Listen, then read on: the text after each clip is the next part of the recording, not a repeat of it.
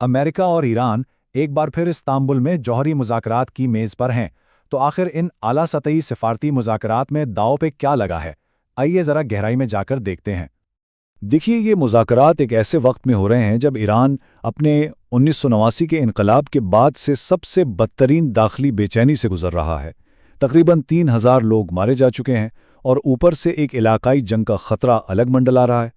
تو ان حالات میں ایران کشیدگی کم کرنے کے لیے واپس مذاکرات کی میز پر آیا ہے۔ تو بات کرتے ہیں استنبول میں ہونے والی اس اہم سفارتی ملاقات کی کہ آخر اس کا پس منظر کیا ہے۔ ترکیہ میں امریکہ کے اسٹیو وڈکوف اور ایران کے عباس اراکچی جیسے بڑے نام، بڑے سفارتکار مل رہے ہیں۔ مقصد سیدھا سا ہے، سفارتکاری کو ایک اور موقع دینا اور جو کشیدگی بڑھتی جا رہی ہے اسے روکنا۔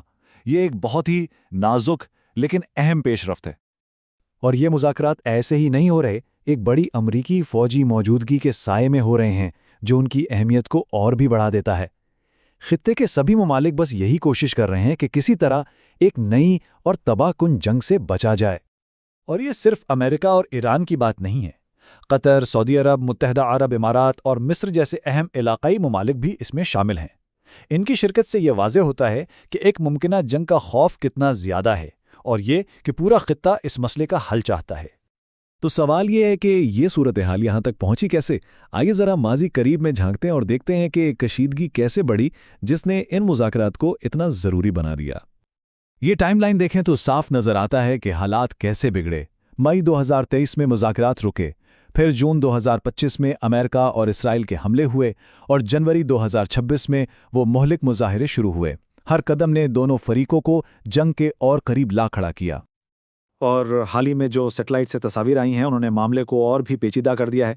جن جوہری تنصیبات پر بمباری ہوئی تھی وہاں اب نئی تعمیرات نظر آ رہی ہیں۔ تو کیا یہ مرمت ہو رہی ہے یا پھر مزید فوجی حملوں کی تیاری؟ ماہرین اس پر بالکل بٹے ہوئے ہیں۔ اچھا، اب آتے ہیں مذاکرات کے بالکل مرکزی نقطے پر۔ آخر وہ کون سے بنیادی مطالبات اور اختلافات ہیں جن پر بات ہونی ہے؟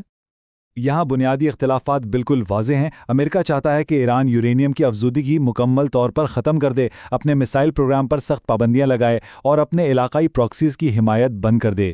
دوسری طرف ایران کہتا ہے کہ یہ مطالبات اس کی خود مختاری پر حملہ ہیں۔ وہ اپنے میسائل پروگرام کو دفاع کے لیے ضروری سمجھتا ہے۔ ہاں، یورینیم افزودگی پر کچھ لچک دکھانے کا اشارہ ضرور دیا ہے اس نے۔ ایرانی وزیر خارجہ کا یہ بیان بہت اہم ہے۔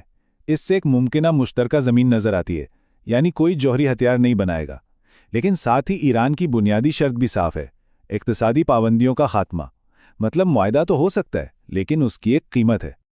تو وہ قیمت کیا ہے اور ایران کے مطابق اس ممکنہ معاہدے تک پہنچنے کا راستہ کیا ہو سکتا ہے؟ آئیے دیکھتے ہیں کہ ان کی طرف سے کیا تجاویز آئی ہیں۔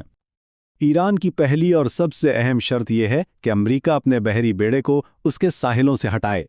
ان کے نزدیک یہ اعتماد سازی کا پہلا قدم ہے جس کے بغیر بات آگے نہیں بڑھ سکتی۔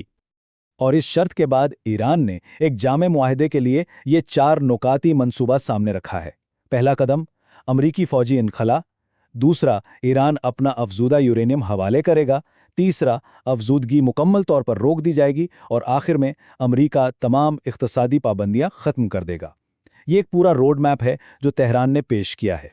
تو یہاں سب سے بڑا سوال یہی پیدا ہوتا ہے کہ کیا یہ سفارتکاری امن کی طرف ایک حقیقی پیش رفت ہے یا پھر ایک لمبے تنازع میں محض ایک عارضی وقفہ جو دونوں فریقوں کو دوبارہ منظم ہونے کا وقت دے رہا ہے؟ اس کا جواب تو خیر آنے والا وقت ہی دے گا۔